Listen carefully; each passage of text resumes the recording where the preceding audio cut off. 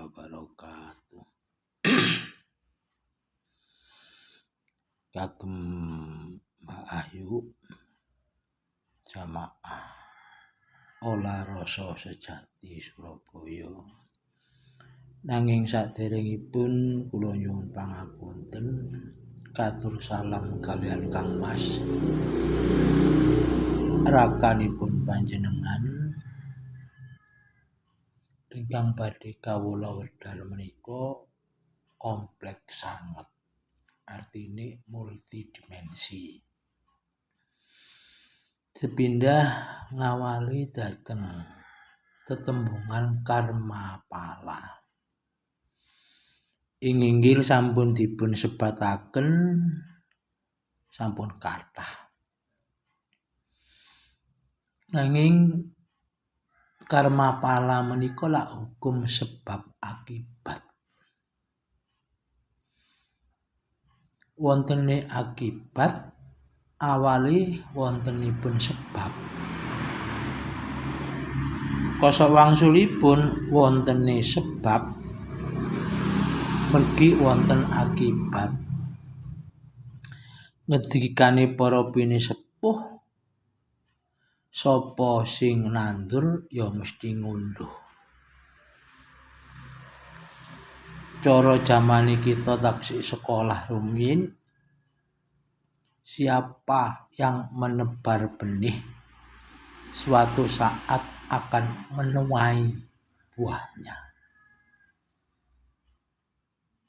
Enten tembung paribasan, barang siapa menebar angin suatu saat akan memetik hasilnya. Iku karma pala ingkang ing inggil sampun dipun rinci kelawan jelas. Lajeng kula tambahi sekedhik ingkang dadosaken panjenengan tanggel terangaken. Wonten Quran dipun dawuhaken Bismillahirrahmanirrahim. Famay ya'mal misqala dzarratin khairan yarah. Famay ya'mal misqala dzarratin syarran yarah.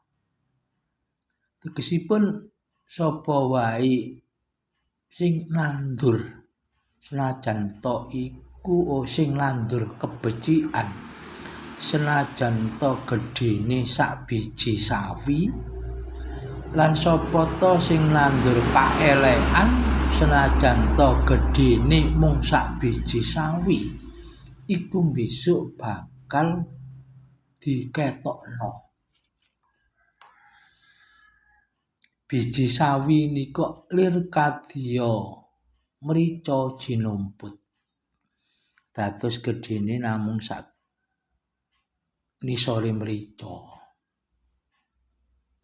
Lho mekaten. Bakal diketokno.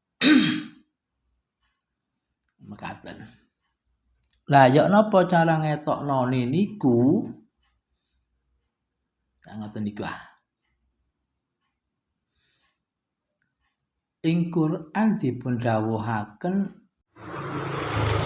Bismillahirrahmanirrahim. Al-yawma nakhtimu ala afwahihim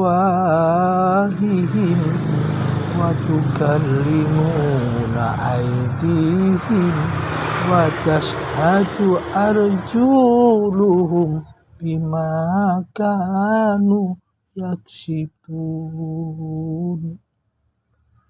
Tegesipun lamun besok ana ing yaumul fasl utawi yaumul hisab, sekabeh cangkem, tutuk utawi mulut menika dipun kunci.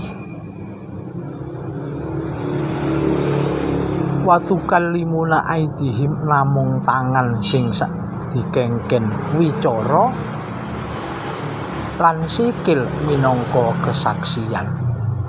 Kesaksian apa? Bima kanu yaksibun, arikala urip enten alam donya.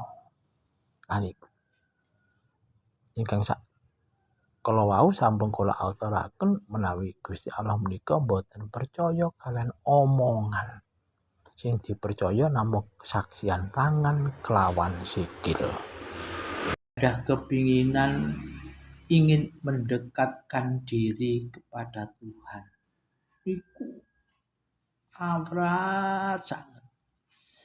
Nanging menika cita-cita kang luhur mugi-mugi tansah kasembatan. Tansah kasembatan inggih menika ingkang naminipun hidayah. Hidayah menika bersifat pribadi. Ingkang sumerep namung Allah Ta'ala kalian panjenengan kemawon. Hidayah, merga hidayah menika kaweruh. Dugi tembung al-hadi wal huda. Kanggone menungso naminipun hidayah, petunjuk pituduh. Manah panjenengan sampun kabuka wonten ngarsanipun Allah badhe kepinginan ingin mendekatkan diri wonten ngarsane Allah Ta'ala. Nah, kula namung maringi modal. Modal ingkang kawitan inggih menika panjenengan ajegaken anggen panjenengan salat. Menawi panjenengan estu-estu ngrasuk agama Islam namung setunggal menika inggih menika salat. Menika cara Islami. Mboten kok ategese panjenengan kula kengken kearap-arapan boten. Terus para leluhur dadi Islam nanging aja kearap-arapan. Ilinga sira iki manggon ana ing tanah Jawa ya kudu eling marang leluhur. Iku kang kena diarani sangkan paraning dumadi. Sangkan iku teko ndi asale, parane iku engko tujuane kita urip iku nang apa, terus besok dumadi yaiku bakal balik nang sapa. Bangsul dateng masalah salat kala wau, Mbak. Nggih. Niki namung bersifat mempribadi. Salat menika minangka kewajiban. Ananging cubi panjenengan dadosaken kebutuhan. Salat menika manceni kewajiban. Dhuhur, asar, maghrib, isya, kelawan subuh. Itu kewajiban. Nanging ing dalam salat niku panjenengan dadosaken kebutuhan. Lah kebutuhane manungsa menika napa? Wadah sanget ingkang sumerep nggih panjenengan piyambak. Nah, napa rahasia wonten ing ngriku gampil sanget. Mila niki bolak-balik kula nate matur wonten ngrika rikala kula ngaos. Salat iku gampang den ucap nanging iwuh dilakoni. Merga ana ing jerone salat iku ngungkap ing pira-pira rahasianing pangeran. Milai dumugi niat. Upaminipun kita niki niat salat zuhur. Niati la usolli fardhu dhuhri arba'a rakaataini mustaqbilal kiblati lamun ijen ada'al lillahi ta'ala. Lamun jamaah ingkang dados imam menika minimal kang raka nggih garwa panjenengan ada'al makmumal lillahi ta'ala. Nanging empun keburu-buru takbiratul ikram rumiyin. Lillahi ta'ala ing riku lho panjenengan batin napa ingkang dados kekarepan panjenengan. Lillahi ta'ala. Ngene batin niku muni Gusti kula niki kepingin tobat, kula niki kepingin nyedhek dhateng panjenengan. Wis butuh napa mawon? Ah niku lah sing dadi kebutuhan. Butuh napa mawon? Butuh supaya lancar rezekine, butuh supaya anake dadi anak sing saleh kelawan sholihah, butuh supaya rumah tanggane tentrem. Lah niku. Banjur nek kebutuhan iku sampun panjenengan batos, wong iku nggih rahasiane. Allah Ta'ala senajan to wonten nggih batin wonten nggene manah nggih sampun pirsa utawi sampun mireng. Lan niku baru diterusaken takbiratul ihram. Allahu Akbar. Sadereng Fatihah kan wonten doa iftitah niku disunahaken. Kabira walhamdulillahi katsira lan sak pinunggalane ing pamungkas iftitah. Inna sholati wa nusuki wa mahyaya wa mamati lillahi rabbil alamin. Inna sholati sak temene sembayang kula Gusti wa nusuki lan ibadah kula Gusti wa mahyaya lan gesang kula Gusti wa mamati lan pejah kula Gusti lillahi rabbil alamin. Sedaya kagungan panjenengan ingkang nguwasani makhluk sak alam kabeh. Baru Fatihah. Nah niku Fatihah iku wajib. Fatihah niku wajib. Bismillahirrahmanirrahim. Alhamdulillahirabbil alamin. Sateruse banjur walafalin. Nah, ing riku sampun nggih rukuk nggih terus sujud lan sak pinunggale. Ing riku wonten tiyang Jawi mastani tumeleh. Napa tumeleh niku? Duduk di antara dua sujud kang den arani duduk tawarruk. Lah, enten riku rahasiane salat wonten ngene duduk tawarruk. Mergane ngene duduk tawarruk niku lak wonten Rabbi firli warhamni wajburni warfa'ni warjubni wahdini wa'afini wa'fu'ani. Wonten 8. Lho niku lho kang diarani hasta brata. Hasta 8 brata laku. Ngaten. Niku sing paling penting ing dalem lebeting salat. Mergi setunggal Rabbi gfirli duh Gusti panjenengan ampuni ing kula.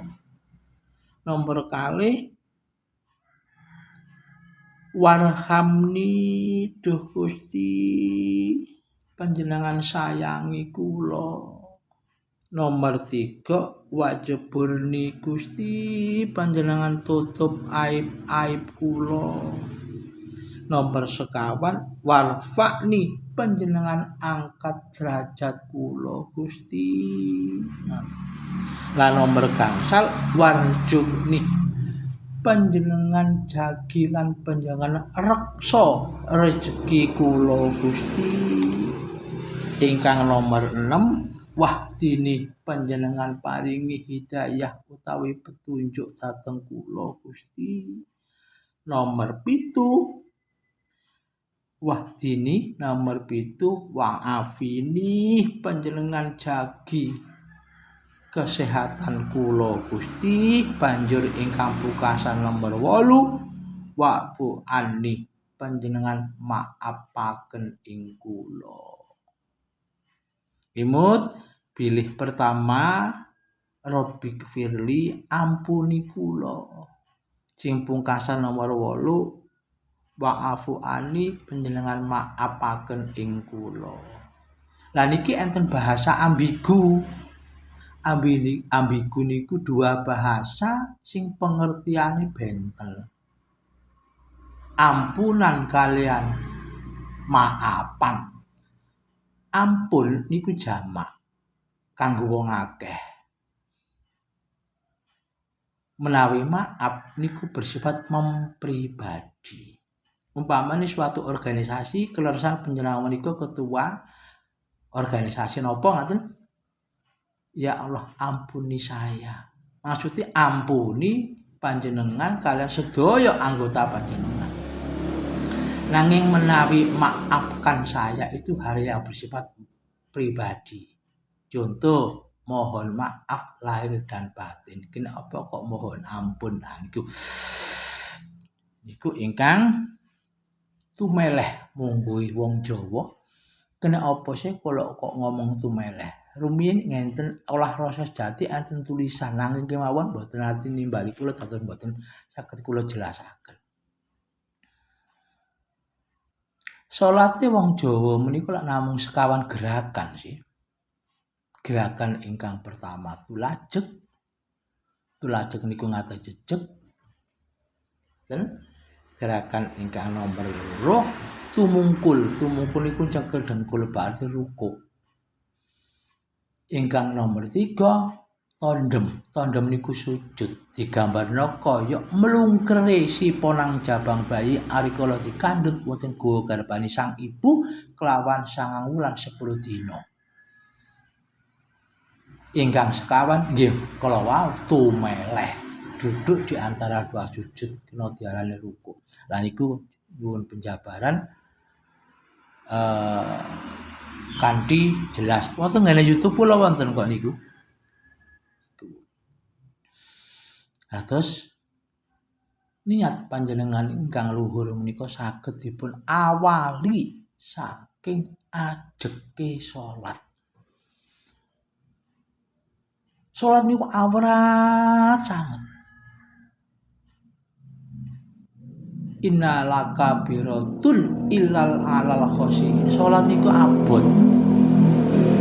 Enteng kanggone wong sing khusyuk. Lah kita menawi sampun wonten tataran khusyuk mboten wonten bandingane. Mila ing mriki mboten perlu khusyuk, sing penting istiqomah.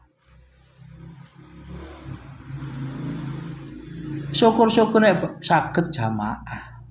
Lamun mboten saged nggih piyambak mawon. Istiqomah niku lamun saged nglampahi 40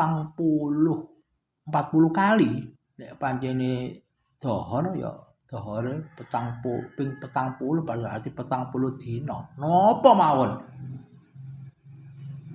Istiqomah niku lamun saged ajeg suwene minimal 40 kali niku derajate kaya para wali. Lah nek kapane sampun mekaten panjenengan kantun ningali. Wis tak lakoni ping 40 kok gorong ana tanda-tanda. Ya sing sabar. Niku ngaji agama. Lah ngaji budaya ning ngeten nggih. Sembayang, wiritan, tafakur, semedi lan sak pinunggalane niku saged ngilangi hijabe Allah Taala. Bakal buka langsung katrami wonten arsi pangeran. Buka langit lan bumi niku namung gangsal perkawis.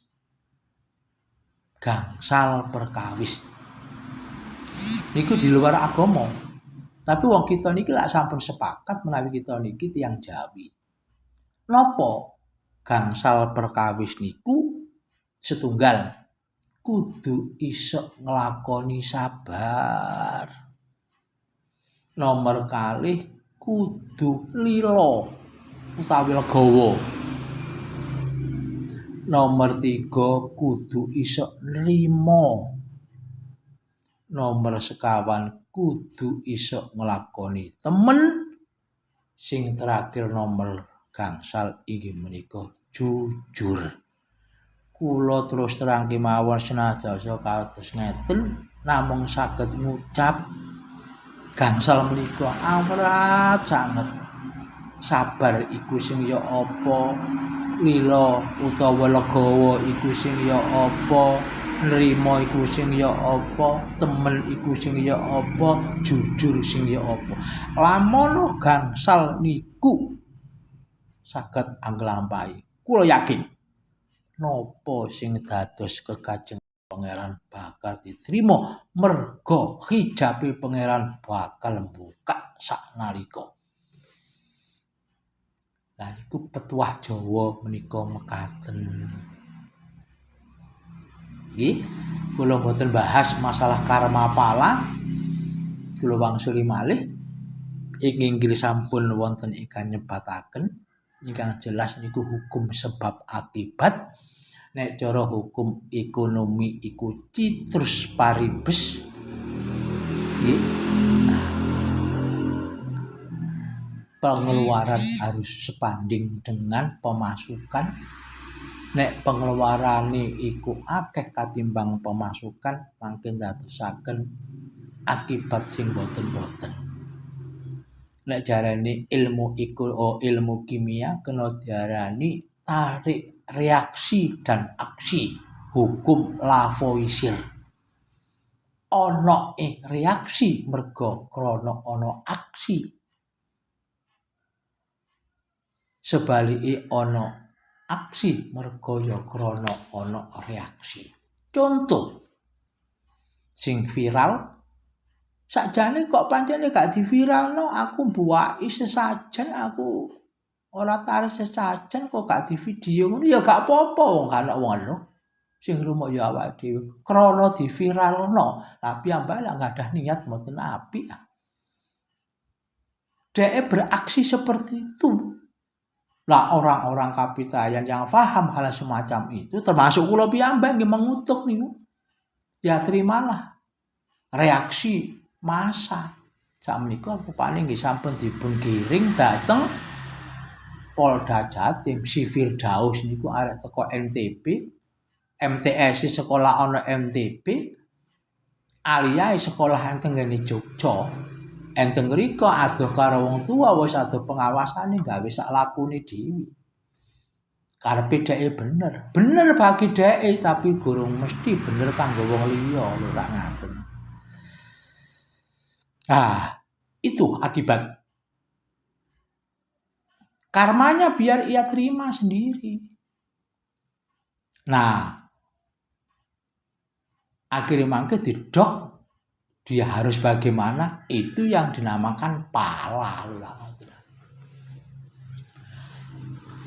Sauntara menika ingkang saged kawula wedhar kalatu anggen kawula ngucap kula nyuwun agengipun pangapunten sepindah malih kintun teng kanca-kanca ingkang wonten jamaah olah rasa sejati sing dipandang saged ngrami wedharan kawula.